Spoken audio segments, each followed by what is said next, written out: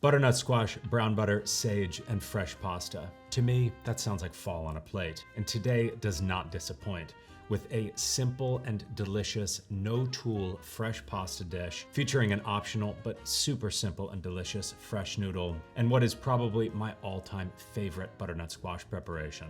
First up is the squash, and this could not be easier. Take a whole butternut and put it onto a sheet tray. The foil is just here to help with cleanup. We're gonna pop this into the broiler and roll it around for about 30 minutes until the entire squash is totally charred. It's gonna steam the inside and lightly smoke it. While that's working, we're gonna make our fresh pasta. One of the essential pasta tools to me is a scale. And this is a really, really simple pasta. One of my favorites. It's a hand-rolled noodle called Pici. And the beginning just starts with 125 grams of semolina flour. Pour that right into your counter.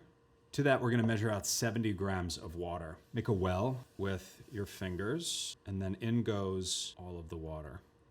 Tool number one, a fork, which you're gonna use to just start to pull flour away from the sides and make a paste. Once it's nice and thick, just start getting in here and really mixing all of this together. Get all of that in there, and then start to knead. We wanna knead this for a solid 5 minutes to really develop plenty of structure, like a pretty high hydration dough. And I think that this is a good balance of hydration and kneadability. If you're looking for some good spring back, that is looking good to me. Now we need to let it rest for about 30 minutes, and you can wrap it up with plastic or pop it into a sealed jar.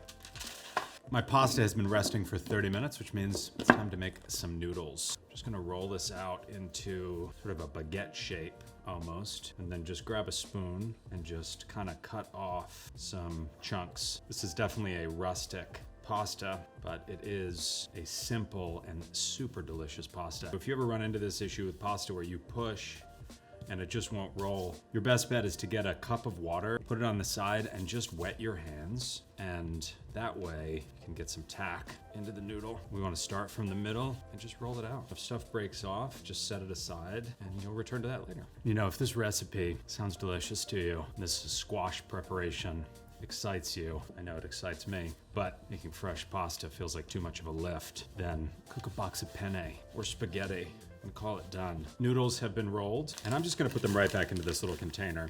Little bed of semolina, little dusting over the top, because you really wanna make sure that this has a good coating of semolina so it really doesn't stick. Lift them right in, and then just give them a little twist on the way down so they don't get too kinked up. We're just gonna put that lid on there. The squash has been rolling around, and as you can see, pretty burnt, deeply caramelized. And just make sure that you can poke it with a fork. And that is looking good. Just lift this right off. And then directly onto this already still hot sheet tray, which actually is gonna help. We're gonna put a nice pile of panko and a single clove of garlic.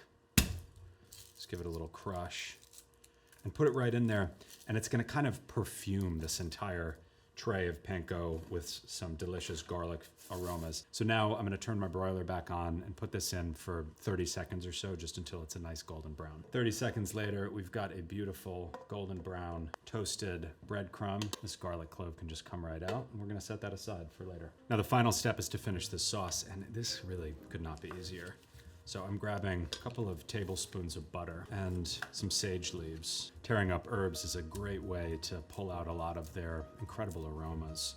So we're just gonna load this butter up with some fresh sage and turn this heat onto sort of a low, just to get the butter to melt. While I grab this, I'm just gonna use my fork to make a nice seam right through the middle of this thing.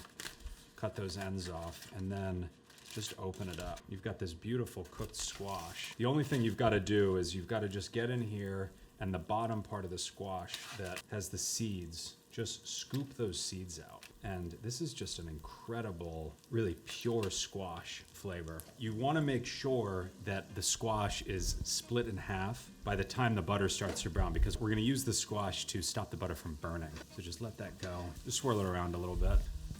What a smell. You could totally have your pot of pasta water going here, put your noodles in, and just make this come together all at the same time. But I feel like visually that might be a little confusing, so I'm gonna stage this out. Okay, this is just starting to brown a little bit. So what I'm gonna do here is just turn the heat off, and I am going to add some hot paprika, maybe a tablespoon or so. Just swirl it around just to bloom, and then immediately put a spoon of squash in. Just put one in at first and just stir it all around so the butter stops browning. Now we're just gonna scoop in lots of this squash flesh. This is a super thick puree, but what we're gonna do is use the pasta water actually to loosen this up and really turn it into the sauce. And that is just a beautiful thing there. Taste for seasoning here. Oh, it's so good. Got a big pot of boiling water, a little bit of salt. These pasta strainers are a total lifesaver for me. In go the noodles. These are gonna cook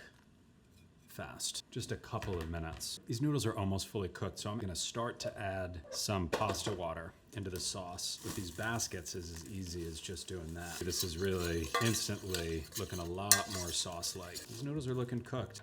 So heat off, a little bit of extra water right in there, and then just give this a nice stir. That is just looking glorious. I mean, that's beautiful right there. Do not skimp on the Parmesan, my friends. It is a huge part of this dish. It's spectacular. Let's plate this up. That is just a thing of beauty. And of course, can't forget about the crumb. Nice crunch on there.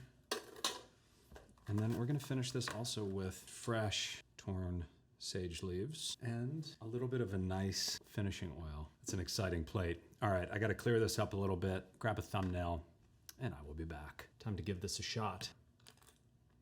Oh my God. Oh, that is so good. Wow. Damn, it's a really nice plate of pasta. I cannot recommend it enough. Recipes in the description, and I hope you enjoy.